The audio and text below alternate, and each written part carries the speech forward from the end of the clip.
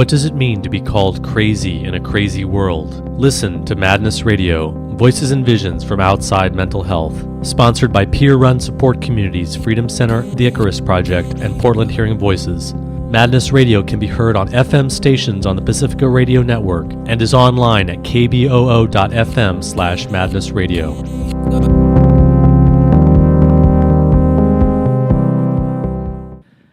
Thanks for joining us today on Madness Radio. I'm your host, Will Hall. Today, my guest is Grainne Humphrys. Grainne is joining us from West Cork, Ireland. She is a psychiatric survivor, a writer, a mother, and she's an activist for a family member, John, who has been incarcerated for many years and diagnosed with paranoid schizophrenia. She's been leading campaigns on his behalf. So welcome to Madness Radio, Grainne Humphrys. Hi, Will. It's lovely to be here. Yeah, it's great to have you. And you are someone who yourself has been involved in the system, and also you're also a family member who's been really campaigning in Ireland, both on behalf of your former partner, John, who we're going to be hearing about. Also, you've been a leading voice in Ireland for system reforms and changes in the mental health system, and very much involved in the movement for mental health reform and critical of psychiatry there. Maybe we should just get started with telling us about your own story. How did you yourself become involved with the mental health system? Well, when I was 27, I came home from London. Well, I was put on a plane because I was 6 stone and in an awful state. I was having a massive mental breakdown, basically. So 6 stone, that means very, very thin. Yeah. Right? Yeah. Very, very thin. And I had been using drugs as well, like ecstasy and cocaine. I had been in a punk rock, indie underground band. I'd been living the high life. Well, I'd been working very hard too. But I'd got myself involved with a boyfriend as well who had been influencing me. We'd been partying, and it hadn't been a very good scene really towards the end. And I was put on a plane and came home in an awful state. So this was in the mid-90s? This would have been in 97, I think, around 97. So you weren't eating, and you were sleep deprived, and you were just really in a really difficult place. I was in a very difficult place, and some of it my own making, you know. My parents had noticed when I'd been home the previous summer that I'd been very thin, and I'd gone back to London anyway, and I was very driven and very ambitious at the time. And our band was starting to become quite recognised in indie circles. We had a following, and Melody Maker were doing some reviews on us, and we had record label interest. You know, I basically went mad before I cut the album and did the tour. Wow. So, one of my regrets, but that I never cut that album. I came back, and it was like I had put all of my eggs in that basket in making an album and being in a band, and I didn't have any plan B. And when I got home, I was absolutely terrified. I didn't realize what was happening. I was basically unraveling. Everything was speeding up. I didn't sleep for 3 months. I screamed. I must have been terrifying to my younger siblings and my family. My mother didn't take me to a hospital for months. She and some friends, some sort of elder women, very wise women, minded me through this horrendous experience I was having, which was partly drug-induced and partly breaking down of my ego, I would say. That I had a very elaborate defense system I had created when I was very, very young, and that had lasted until I was 27. I was having a huge breakthrough. Very early on in my experience, I was told this. I was told, you're having a breakthrough. My distress was received in a wellness context. I was told that this was a transformative experience, that I would grow through it, that I would become a wounded healer, perhaps, that I would become a stronger person because of it, and that my life would be better. I got all those messages very early on, and I got an awful lot of love, a very tolerant, loving family and community and friends, and I was given all the time in the world to get through this absolutely horrific ego death. This was your mother was supporting you, and your community and your family was really giving you a very, very positive, supportive message through all this. They absolutely were, and I had this huge guilt complex that I had even taken drugs, you know, that I had experimented with drugs on and off since I'd been in my early 20s, or even younger, at college, smoking weed and these kind of things. But I'd always been very, very driven and ambitious as well, and had worked hard too, and I had this whole work ethic combined with this sort of guilt complex, if you like. So, but being a very sensitive and creative person as well, but also feisty. I didn't have the most easy character to live with in my 20s, and I'm very glad that I'm not in my 20s anymore. And what was it that really drove you into the state? Was it really the drugs, getting involved with ecstasy and cocaine, or was it also something that was going on inside of you, some kind of internal conflict? Because you said your identity changed. You went through a transformation, an ego death. There was so much happening, and I had, from being a very sensitive and fragile sort of teenager I was very preoccupied with death when I was young. But when I'd been younger than that, a child, I was a real mountain goat, real nature girl, very hardy, quite a stoic sort of a character, and a real mixed bag. I think the drugs were only a minor part of what happened to me. I think fundamentally, I was needing to sort of shed my skin and go through this experience in order to mature and to grow. My mother left my father when I was 6 years old, and I think that had a profound impact on my life. So when you came back from London, you weren't working, people were taking care of you, and you were in a pretty wild state. You were yelling, you weren't communicating. What was that like, being in that state, and how do you interact with people around you? The one word I would use for being in that state was terror. I may have seemed frightening to people who were outside of me, but inside me was the most terrifying place to be. I just wanted to run. I've actually got a small paragraph I've written here, if you want me to share, that's from a memoir that I'm writing about when I'd just been put into the hospital after a suicide attempt. It was a paradox. I was sort of drawn to death, yet terrified of it. But really, it was the ego death. I actually didn't want to die.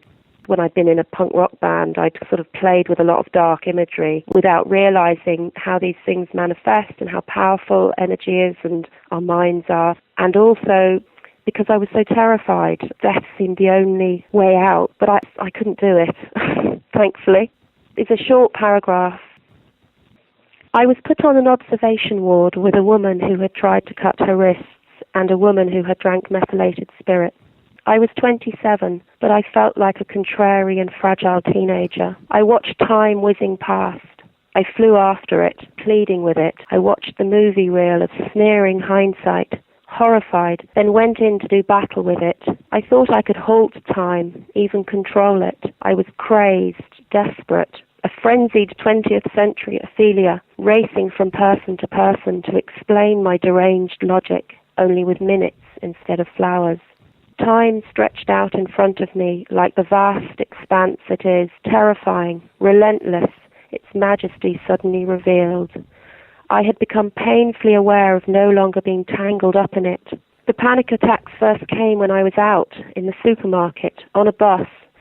This strange alchemy had been violently thrust upon me without my permission. That was months ago, before I had come crashing into the acute unit, all fire and terror in equal measure. I felt cramped, trapped and confined to a limited space, my madness held down by a tamed world, pinned to a reality box, but not of my making. I fought back the urge to rip down the curtains and cause havoc. I wanted to run for my life, run through my rage, through the abyss, but most of all, I wanted to run from time. Wow, that's powerful. So that's sort of some of what I was going through, was this absolute wild frenzy of fear and terror of, I suppose fundamentally I was staring into the abyss, the place I'd always been sort of frightened of. It was sort of lurking around my subconscious in my teens, was the grave and madness. And I suppose I faced them head on during that time of my life. I kind of went down into the underground and the underworld, should I say, the underworld, and spent some time there and became friends with it. And so the people around you were really tolerating and supportive and giving you a sanctuary, but when you had the suicide attempt, that was really too much for them. That's when you went into the hospital. And you said it was an ego death experience. What was it in you that was dying, and what was it that was being transformed? What was dying was this young maiden as well, I suppose, innocence and this ambition and this idea that I had to achieve. It was letting go of youth and vanity and an illusion that I had created and taken too seriously, I think. Because you were really on the brink of becoming a rock star, or at least in your mind, you were on the brink of wanting to be a rock star. And so you let go of that. I let go of that, and that was very painful. Writing and art had been my first love. Writing was the place I felt most at home, and then I went to acting school, to drama school, and I used to love channeling other people's words, but I loved devising theatre because that meant that I was able to write it and be part of creating it. And I loved political theatre, and I don't know if you've heard of Theatre of the Oppressed by Augusta Boal. Great stuff, like all of that, and physical theatre, and I'd pumped loads of my energy and my life force into creativity and to drama, and then the band was kind of a place where I was very happy because I was kind of in control of the creative process. I really enjoyed writing songs, and because it involved words, and the singing was quite sort of freeing. But I think primarily I'm introverted and quite sensitive, and it was all too much for me, this outward expansion. I think I deviated from my true self. I became this person that I wasn't, and I think that was what was dying. And that may have happened very young. I may have become someone I wasn't very young in order to survive the situation, because, my home life got quite confusing. There was step-parents and there was extended family. I love all of them absolutely to bits, but myself and my brother were sort of ferried between one house to the other, and then I was sent to boarding school at 11. And my parents, through no fault of their own, they're wonderful parents. They didn't get what they needed emotionally as children. I always knew they loved me, but we lacked an emotional language. We were quite sort of English as well in that way, quite reserved.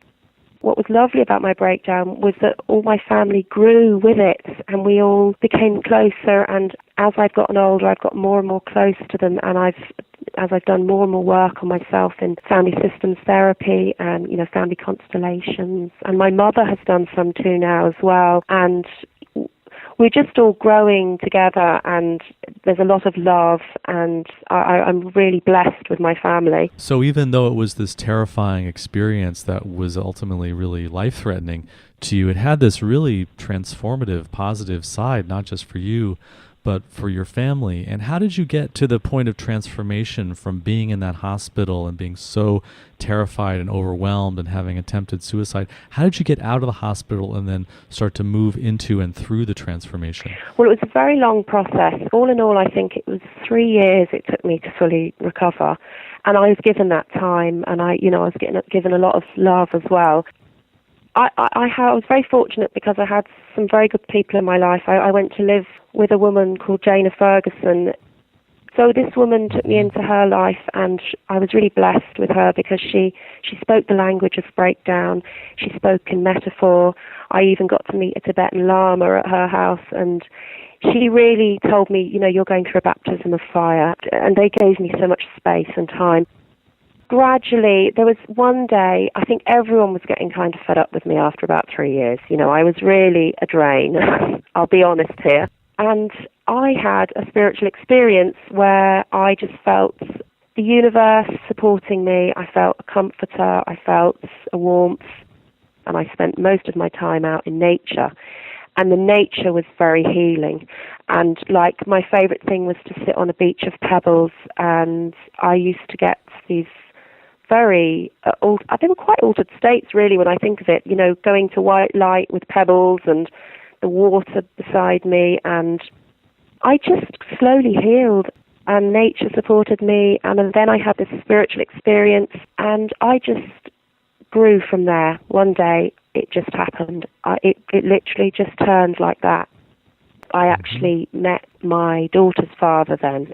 I became pregnant, and having my daughter, thankfully I was fully recovered and very grounded at this stage, and having her really, I had her at 30, and it just set me on a whole new path.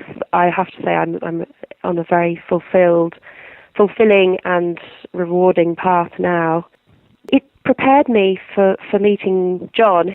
My children have different fathers because my daughter's father, he left me, and that was fine. It took me 2 years to get over that, but, you know, I was strong enough, and I realised that I had a lot of grief around not having a family unit for her because of my own stuff, but I worked through that. I met John at Future Forests, which is a lovely place in West Cork. It was instant attraction with both of us. I had been out of a relationship and raising a child on my own for 2.5 years. Early on in when we were talking, I said, well, you know, I had a breakdown, and I could see he visibly relaxed. He said, oh, I've had one of those as well. He was my age backwards at the time. I was 32 and he was 23, so we had a bit of a joke about that. But so he seemed much older than his years. I was yet to find out how much he'd been through. He'd been through an awful lot as a child and as a young man and a young adult, much more than I'd been through at that age. And he went on to have his own problems after that with the mental health system that ended up getting him incarcerated. What had happened is John was actually first sectioned when he was about 19, I think. It's all quite sketchy because I don't know the exact details from because I didn't know John then. So sectioning is like an involuntary commitment where you're forced into the hospital. Yeah. Shortly after I met him, I realised that he was actually having a huge experience himself. He actually thought he was Jesus, so he was having the messianic experience. He was having a hugely meaningful and transformative experience himself, and I recognised that. Now, I hadn't discovered John Weir Perry at this stage, but I knew enough from my own experience that, you know, you get through these things and you come out stronger. Well, John Weir Perry wrote the book Roots of Renewal. I think that's the name of it. Roots of Renewal, the meaning of psychotic episodes. John Weir Perry basically uses a lot of myth, I think, to help people through these huge transformative experiences. He was a practicing psychiatrist in San Francisco, and he set up Diabasis, which was a sort of alternative response to distress, and he had very good outcomes, and I think we should be doing more of that kind of work. I met John Hunt in about 2003. It became apparent to me, you know, a while into our relationship that he was having a transformative experience himself, and I supported him for a few months, and then I became exhausted because he was not sleeping. He was up at night, and he was preoccupied with this battle between good and evil.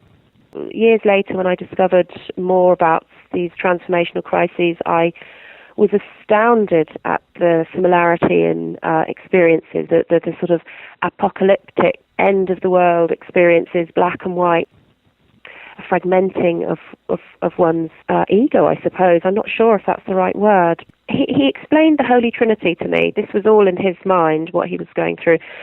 He said that he was part animal, part beast, part God or something. He had three. It's all quite sketchy because at the time I knew a lot about what he was going through. I have written about it. There's a piece that I wrote called Sleeping with Jesus. I go into great depth about his experience, but basically he was having some kind of a breakthrough.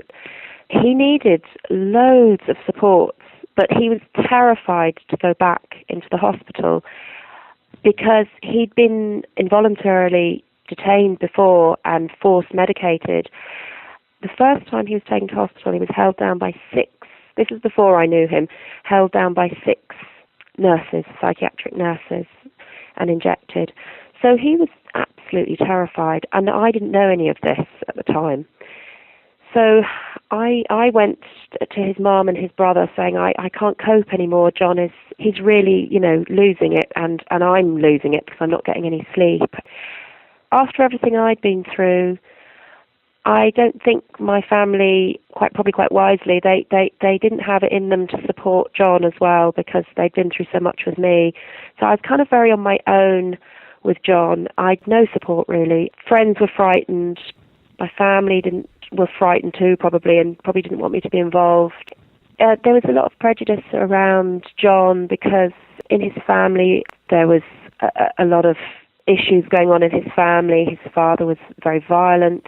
They were, I suppose, a very disadvantaged family in some ways, in that they didn't have a lot of supports themselves. So all quite tricky stuff, difficult stuff, and I realized quite quickly, quite early on, that people who are coming from this kind of a disadvantaged background really get very poor care. They get a very different experience to someone coming from a privileged background, and this is probably quite a controversial and difficult thing to speak about, really, because I think it's quite hidden in our society in many ways.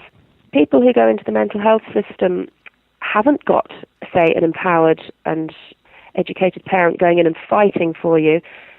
They can actually get lost in the system. They can become owned by the system and handed over to the system, and then the system does what they want with them, like over-medicate them for years on end, break their spirit. I mean, really, it's absolutely shocking. I was absolutely appalled by what I saw and by what I have gone through, and how really the system, or the psychiatric system, seems to violate the rights of these people who maybe haven't got the same opportunities.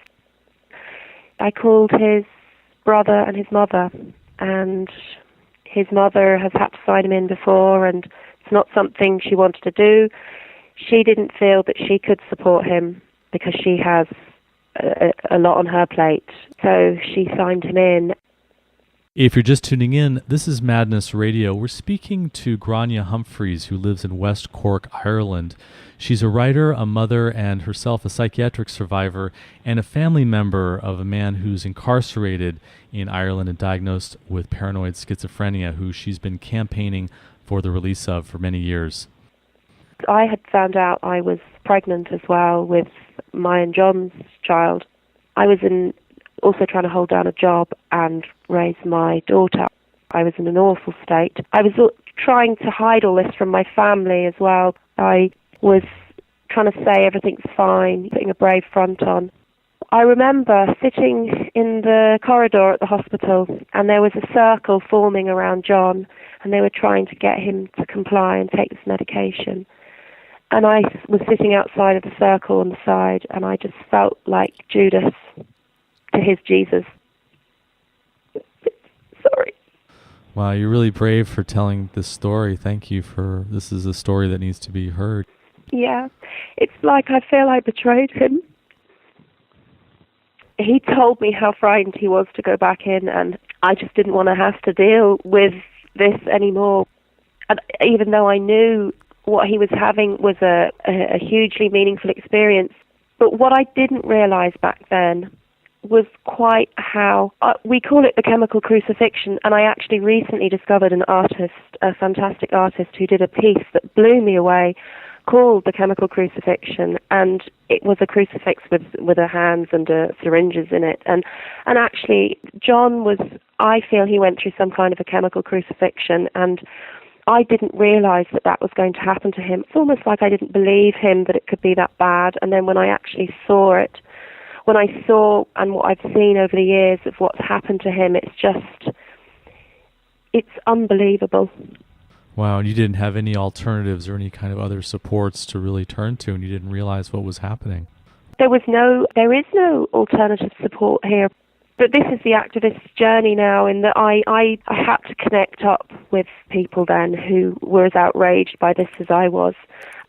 In a very significant meeting, I met Mary Maddock of Mind Freedom Ireland and Greg White, an integrative, humanistic integrative psychotherapist, a Jungian psychotherapist as well, I think.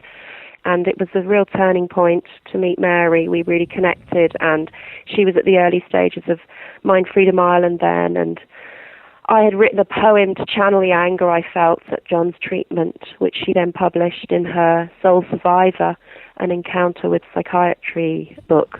He got transferred up to Carrigmore. Carrigmore is a maximum security. It's a huge red brick building. It was featured on Behind the Walls, which was a documentary recently televised here with John's story in it, because I was interviewed for that.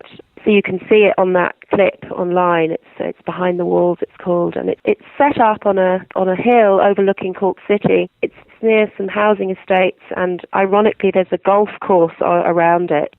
I walked around to the front of it once with John on a day out, and I was horrified to see that the windows are mirrored, so you can't actually see in. It's a horrible place. It's like a prison. So the first time I went to see him in that locked visitors room, this person was brought to me through the door by a psychiatric nurse and was absolutely drugged up to his eyeballs, and I couldn't believe it. He was so drugged. And I think over the years I became desensitized to that then. What were they saying about him that they decided to put him in this maximum security incarceration and drug him so much? They didn't really communicate with me. This is part of my campaigning as well, is that families are absolutely excluded. I remember I've written letters about what I think John's issues are, and in the early years someone phoned me once and wanted a sort of synopsis, and I told them a lot about John's issues and his childhood, and I feel I was just given lip service because all he was given was drugs, and it's just like a maintenance model. It's just drugs, and more drugs. And so they diagnosed him with paranoid schizophrenia, which is probably the worst diagnosis that you can get. Yeah, let's leave you on the backwards diagnosis, kind of, let's just forget about you, you'll never get better. At first I thought, well, I'll check out what they're saying, and I looked on these online websites about, these medical ones, and I immediately, my gut just went, what a load of rubbish. It didn't make any sense. This medicalization of it.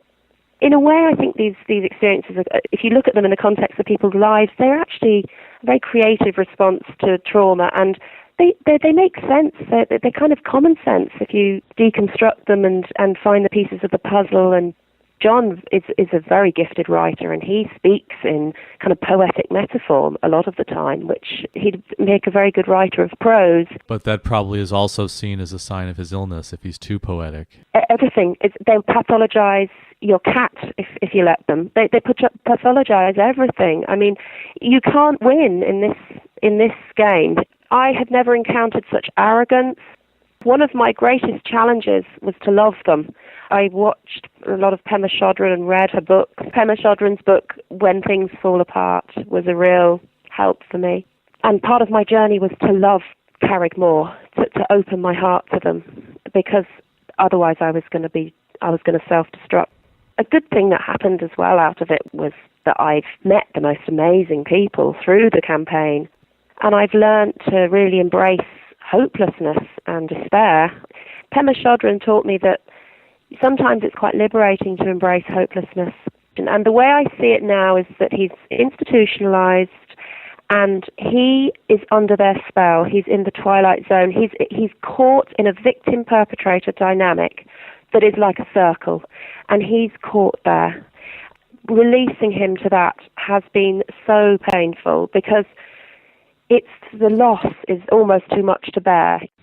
I was at a workshop in Cork once, and on my lunch break I went up to the hospital to visit him, and I went through the locked doors, and I was sitting waiting for him in the hospital, the smell and the noises, and it was a Sunday, and I just remember hearing in the room next to me this nurse just shouting at this patient. I don't even like using the language of patient and nurse, but this human being shouting at another human being, like, look at you, you're an absolute disgrace, and all this shouting. And this person, all I could hear from the patient was this sort of mumbling and like a, sort of drugged up, but like sort of behaving like a child. I think, if you treat someone like an animal, they're going to behave like... It's so unhealthy, the dynamic in that place. What I notice when John has his depot shot, which is an injection of Clopixol, which is a slow release of a medication into his system, often used for patients who are deemed non-compliant with taking their medication. What I've noticed as it wears off is that he becomes more vocal about his rights, and they view that as him being unwell because he's speaking about his rights. And then when he's back on the depot shot, I won't hear from him for a few days because he's sleeping it off. I mean, I can't believe this is happening in 21st century Ireland. I can't, because it's such a violation of human rights. You could get burnt out fighting it. What we have to do is look at alternatives and look at ways forward, and to not let anyone else have to be a victim of this type of treatment. It sounds like what you're describing is that he's really lost his personality. He's under kind of a chemical punishment. It's like a chemical punishment. I have a very good example of an insight that I gained one day about how the system operates. I have been invited to go to a major review for John, and a major review is when the consultant psychiatrist and the head psychiatric nurse and basically team members of John's medical team come together with the carers or the family members and to talk about John. John had been invited, but he declined to come because I think he finds that kind of setup quite intimidating because of what he's experienced in the locked unit. So they had said to me, well, the meeting had been, going as usual, and I was being assertive and in a respectful way and discussing John's care. He had been making a jacket out of his trousers. Basically, he's been quite creative with what he had in the hospital, which is very little. So they said, could you tell him to stop doing that? So after the meeting had ended, I went down the stairs and down through the corridor and into the locked visitors' room. And John was brought in, and he had the most amazing trouser jacket on that he'd made. It was so creative and so coordinated and so well made. And I just thought, wow, that's amazing. And then I remembered, I was meant to tell him not to do that. And then I had this sort of insight that it's like accountants trying to understand artists. They're two different breeds of people. I need to talk a little about the physical state of John because it's shocking. After a prolonged sort of media and political campaign, I was able to get John out for 6 hours one day. And out in the sunshine, out in the world, he hadn't been out for 2 years. It hit me, the full horror hit me like a ton of bricks. He hadn't been outdoors in 2 years? For 2 years. And I took him to a park in Cork, to Fitzgerald's Park. He couldn't walk far. He was breathless. He had to sit down all the time. All his teeth are black, and he's lost a few front ones, and his gums are all swollen. He's kind of got a grey pallor. He had been yellow before because he had jaundice from liver problems, and he was wetting himself. He kept peeing himself because he's incontinent. And how old is he? 29 at this stage when I took him out that time. I took him back to the hospital that evening, and I drove home myself, and I had to pull over the car to cry because it was like the full horror hit me, just how chemically damaged he was or is. It was like an awakening the following day in that I realized, before I had seen and I'd known mentally what was going on with him, but it was the first time that I really felt in my body the grief at what had been done to him in the name of care. I howled and howled the whole of the next day, and I was in an awful state, kind of processing not just what has happened to John, but what has happened to millions of people worldwide with this psychiatric drugs and this forced treatment. It's just so wrong. It's like a Holocaust. I think it's like I often make that analogy that it's our Holocaust. It's hidden. We know it's happening, but people just turn a blind eye. And some people maybe don't know it's happening, but it is. And it's like chemical warfare. I know that sounds dramatic, but from that day was like a full impact. It hit me, just what had been done to this man, this beautiful, talented and creative man. And Grainne, tell us about the campaigning that you've done, the activist work that you've done to try and pressure the system both to release him and treat him like a human being, and also to change the system there in Ireland. Well, there's been a number of people who've really helped me on that path. Peter Bullimore of Hearing Voices Network, and Brian Hartnett of Hearing Voices Ireland had encouraged me to write. And it was thanks to Jana Carley then, who I connected up with on Beyon Meds. And she really laid the first block in the foundation for the campaign for the incarceration of John by publishing the piece that I'd written. And then over the years, I came to the attention of Elemental UK, which is an English activist group. Elemental UK, Marion Aslan and Mike Smith, and they made a campaign video also called The Incarceration of John, which you can find on YouTube. Eventually, our story came to the attention of John McCarthy of Mad Pride Ireland, and he was instrumental in breaking our story in Ireland, really first with the Cork Independent, and John's story was front page psychiatric prisoner. From there, really it's just grown, and there's a growing movement in Ireland, and the Irish Critical Network is a really thriving network of people from diverse backgrounds who want to challenge psychiatric power in Ireland and also, explore alternatives to the current biomedical model. And tell us, what is the vision that you have and this movement has, both for how John should be treated and also just changing the system in general? Well, I think that we need to be looking at the open dialogue model, which was pioneered in Western Lapland, or Western Finland, sorry. I believe that if we had a sort of more a family therapy lens, so that when an distressed individual presents, that their experience is not medicalized, but it is viewed in the context of the entire family system, and also that the family are involved and the distressed individual is supported in growing through this experience. I think we need to be looking at that model here, and we need to be moving away from medicalizing distress. We need to be looking at more loving and supportive responses to distress. Yes, open dialogue is a really innovative approach, and we've actually done an interview about open dialogue that people can listen to with Mary Olson.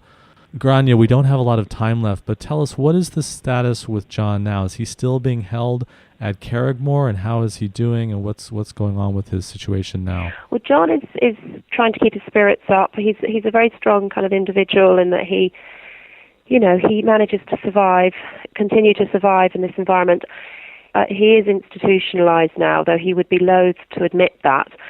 He's trying to hold on to the idea of a life outside, and I'm trying to hold on to that idea for him too, but I've had to take a bit of a back seat in all of this because I was getting very burnt out and I needed to be more available for my children.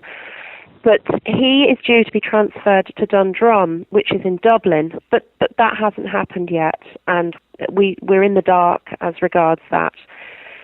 He continues to be in a state of, he's still medicated.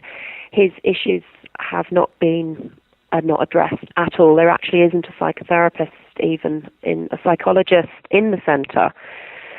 There is a basic occupational therapist there, I think, and John does enjoy the art, but he continues to pace up and down the corridors and live in a locked maximum security facility, and he really doesn't need to be there, but he's managing to survive. John McCarthy has been amazing, and he has taken on John's campaign, really, and there's a petition that you can sign, the End Force in Irish Mental Health petition. It's decriminalise human emotions. It's a movement here. We're trying to sort of end force. Grainne, we're just about out of time. How can people find out more information about the situation with John and also get involved with the campaign for his release? Right. Well, there's a blog I've done called The Incarceration of John, and you can find it on freejohn-loverevolutionary.blogspot.com. There's also a Mad Pride Ireland End Force petition that you can sign as well if you just go to the Mad Pride Ireland website. And how can people get in touch with you if they want to get in touch with you through the blog? I do through the blog or through Facebook. If people want to write to me on Facebook, I'm Grainne Humphries.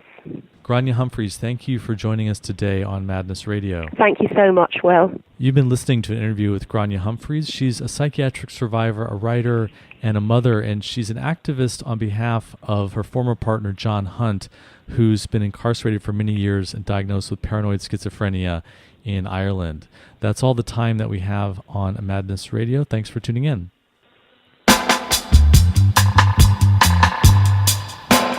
You've been listening to Madness Radio, voices and visions from outside mental health. Madness Radio is co-sponsored by peer-run support communities Freedom Center, the Icarus Project, and Portland Hearing Voices. Hosted by Will Hall, music producer is John Rice, with technical assistance from Jeremy Lantzman. Listen to our internet stream, podcasts, and show archives at madnessradio.net. Madness Radio can be heard on FM stations on the Pacifica Radio Network, including KBOO in Oregon, WXOJ and WBCR in Massachusetts, Alaska's KWMD, and WPRR in Michigan. If you have an idea for a story or guest on Madness Radio to help get us broadcast on a station near you, or if you just want to share what's in your head, contact radio@madnessradio.net.